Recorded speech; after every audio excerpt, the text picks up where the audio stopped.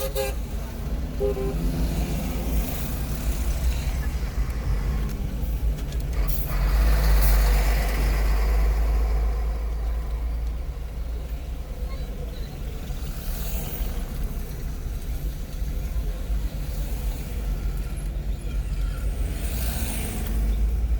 is it now? Wow, 6 o'clock, 6 p.m. Sunny Gambia. Traffic, traffic, traffic. Eh.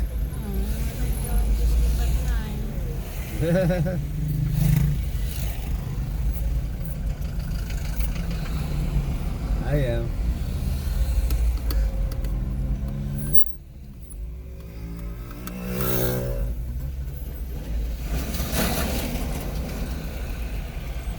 Last night we ate at 6:15.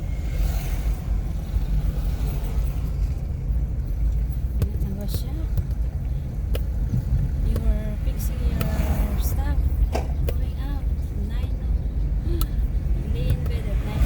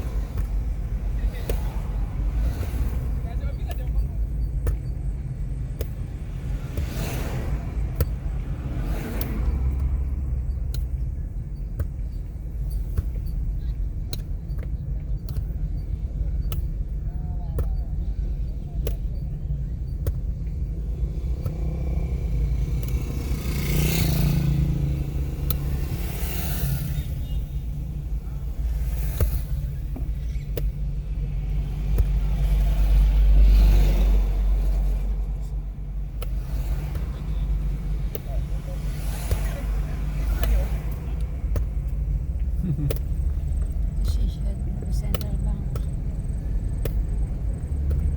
Says what? Association of Central Bank. Central Bank of the Africa? Central Bankers Conference? Yes, and it's 44th ordinary meeting. What is this? Why they do? Why is it the name like that? Ordinary meeting. That's how the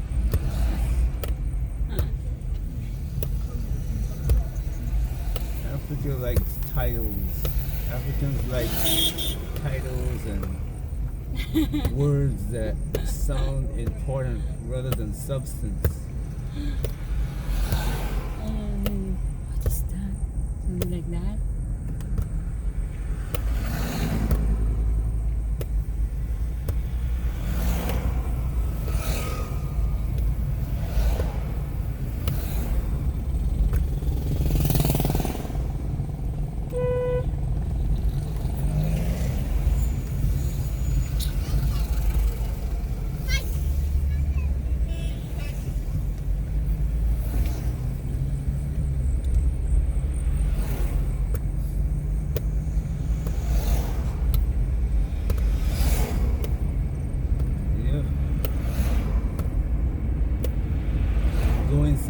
Going to the thing and they said, oh, I'm managing director so and so. Hello.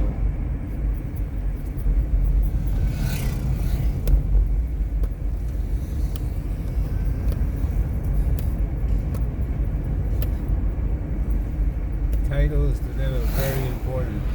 But titles and substance, you go in. Just like cheap. Can't make a decision. You have to call his boss to make a decision. It's just small decision, you know. Gotta call his boss to make small decisions. But he called himself, I am managing this and so and so. Yeah. I cannot decide. You cannot decide. No decision making call. Well, you see, nothing is done in Africa because everybody is a president. Everybody, you know, president. But when you got to do something, you got to call somebody in France or somebody in England. Or can we do this?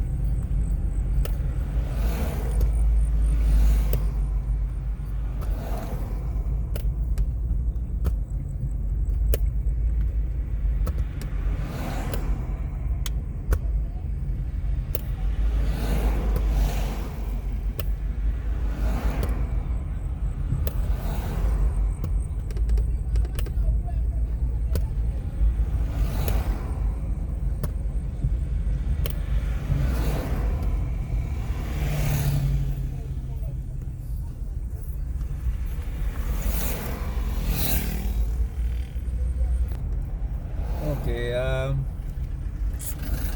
we've been in this traffic for the last 53 minutes. About 53 minutes.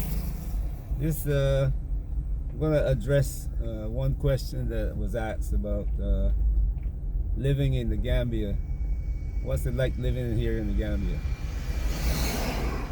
This is what it's like living in the Gambia. There are, let's see, about 3 highways. The one that goes through Serekunda, that goes all the way to Sukuta, and this one. Yeah, 2 highways going from Banjul, which is the official capital of the Gambia. Actually, there's one highway coming out of Banjul, and then it splits into one going to what they call Coastal Road and Burtil Harden, and this is the kind of traffic that you're gonna deal with. It's like New York, right? It's like the West End. It's like the A12, the A11, Crystal. It's like Mexico City. It's like Caracas. It's like San Fernando. It's like Kingston. It's like Bridgetown. I mean, the one going from Bridgetown up to Christchurch. Manila? Mm-hmm. Oh shoot. Yeah. Oh my goodness. Manila is woo.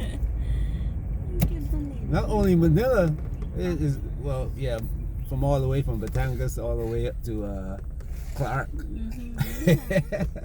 From Batangas to Clark. Hey, it's like this. From what time in the morning? 6 o'clock in the morning? Oh, From about 6 o'clock in the morning till midnight, right? And that highway has got In some places, it's 5 lanes. Yes. In some places, it's 5 lanes wide, going in each direction, and traffic is moved like this. Sometimes it's just stopped. In Rio and Sao Paulo, say. But anyway, this is the kind of traffic. I'm just trying to show you that traffic here is no different to traffic anywhere else.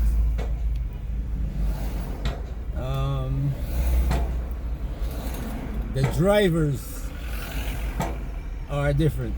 The drivers here are, you see this motorcycle? You don't see that in Manila. No. You don't see cars coming at you from that direction in Manila. But here, it's anything goes. And when I say anything goes, that's literally anything goes. You don't see anything like that in any other place in the world except here.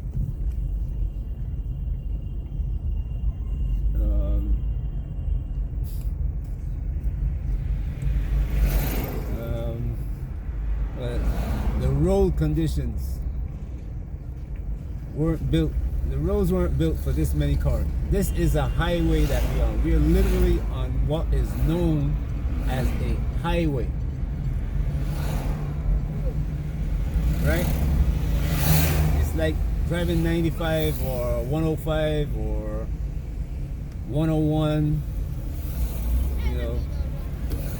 75, 65, A12, all those highways anywhere else in the world. This is a highway. At least it's called a highway here.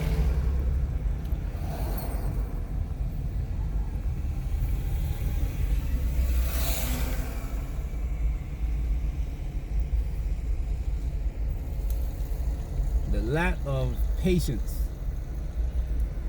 and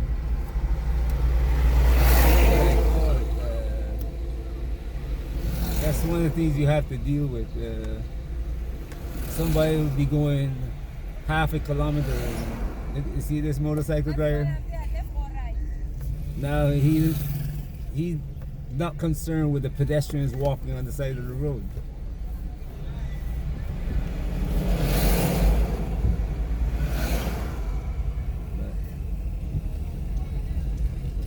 Initially, when you arrive here,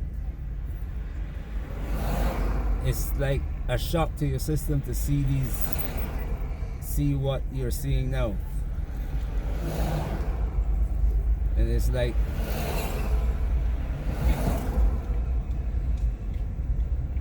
the first thing you think of is somebody's safety. Things you're safe, but that's not something that's thought about. I'm not sure if people are concerned about it. I don't ask other drivers that, because they express the same thing to me. Why do these fools do this? Don't they know that, especially Gambians that go abroad and come back? Why do these fools do this? And some will say, Gambians now. And when they say that, I know what they mean. See, traffic is going too slow. See how this driver is pulled off to the left? He's driving right into the oncoming traffic.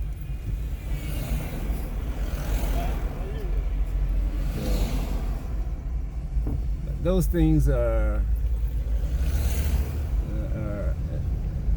daily. What you have to do, you're doing daily. After a while, you have to kind of like say, you know what, this is what's going to happen. Prepare myself for it. In the beginning, it's like a shock. You don't expect it to happen. It's like you're nervous, anxious, driving. And after a while, you have to get used to it. The other thing is like people walking across your car or something. Shopping. Most supermarkets are small. What they consider a supermarket is about the size of a 7-Eleven.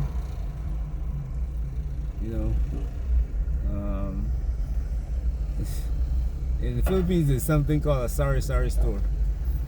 And people in the Philippines get more of their grocery from a sari-sari store than they get from a supermarket here. So it's like when you go shopping, you might end up going to 4 supermarkets to get the foods that you want. Yeah. You know, Wasting time. unless you eat one thing, you know. If you are Gambian, you're different. You go to the market, you buy your rice, beans, vegetables, and your fish. You go home and cook. But coming from outside Gambia, you see, look at what's sold here. One person is selling peanuts and mangoes. Another person is selling bananas, oranges, and apples. Just like the supermarket, you'll find 3 things there. Another supermarket, you'll find another 2 things. Another supermarket, you'll find another thing. Like today, we went shopping, olive oil. You know, they have all kind of the other oil. Olive oil, can't find. So you have to go from one supermarket to the other to find another.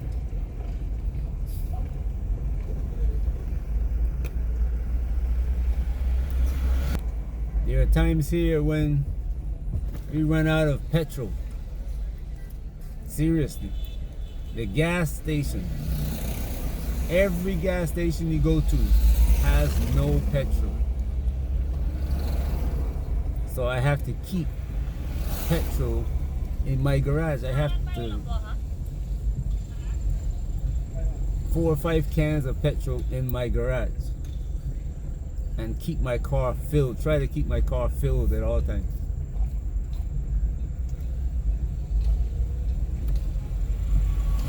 Simple pen. It's difficult to find. I go into store after store after store looking for a pen. Just a pen. Can't find one. So some of the things that you have to deal with here are unlike what you'll find at home. So you have to prepare yourself for it.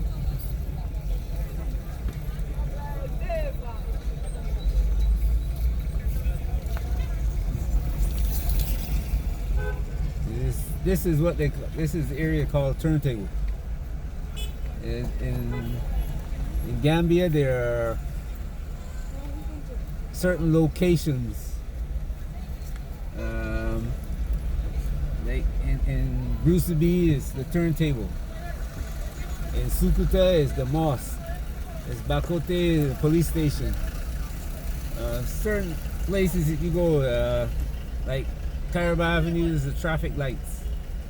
Downtown, the business area. They have these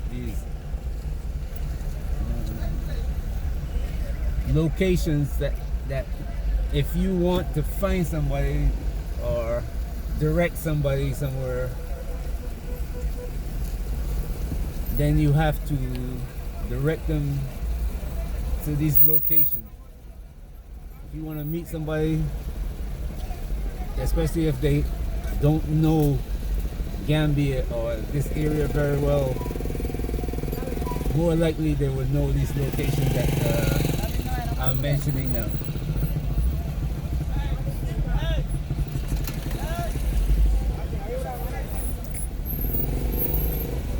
Outside of Banjul, this area right now, the turntable, is one of the areas where you can find the most of the stuff. Most of what you'll be looking for, you can find around this area. The only thing that they don't have, hey, look at that, many of is supermarkets around this area.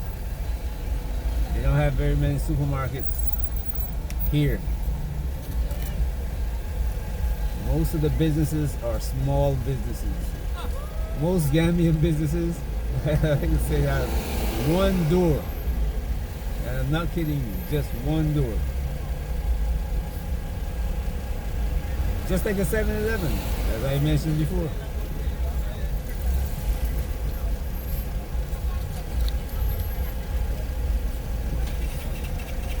See this? I'm in the middle and drivers are driving on the sidewalk beside me on my right, where the pedestrian is supposed to be walking. And then drivers are driving in the oncoming lane on my left.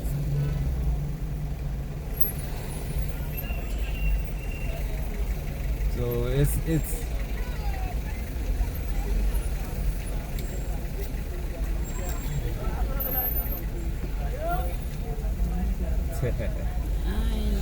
okay, see this vehicle on the left here? They call it a giddy giddy. These drivers, I mean, I don't know how to describe it. You've never seen anything in the world like this before. I'm being honest with you. And this vehicle will be filled with people. The driver will be driving like a maniac. And not one of the passengers in the vehicle will say, hey, stop this. And at least once a month, 3 or 4 of these crash and kill everyone in the vehicle. Listen to what I'm saying now. At least once a month, 3 or 4 of these crash and kill everyone in the vehicle. Everyone in the vehicle dies. And some of them, they can carry up from 7 people to 30 people.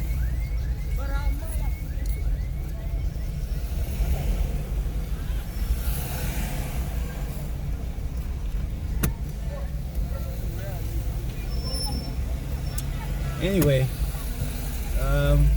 I'll continue, give you a little bit of what I see and how I live here in the Gambia in other videos. I don't like to make my videos too long, so we're gonna stop here and hope you. This is just information. This is not to discourage you from doing anything. There's more to Gambia than the drivers and the driving, than the roads. I'm talking about the road. Look at this guy. He's trying to sell something. This is a highway now.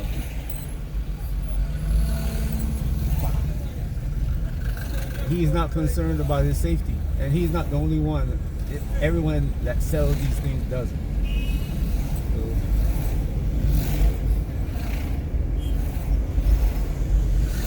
what I'm giving you information about is not me giving you. You can see it for yourself. It's on the video.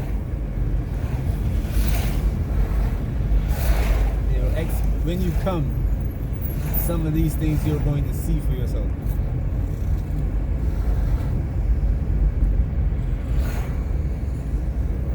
Just giving you that information.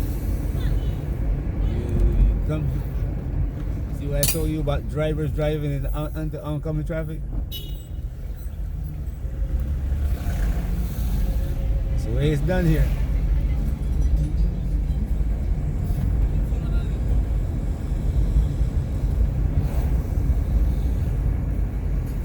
Anyway, this is just information. It's just me showing you what his life is like. When you come to visit, this is what you will see.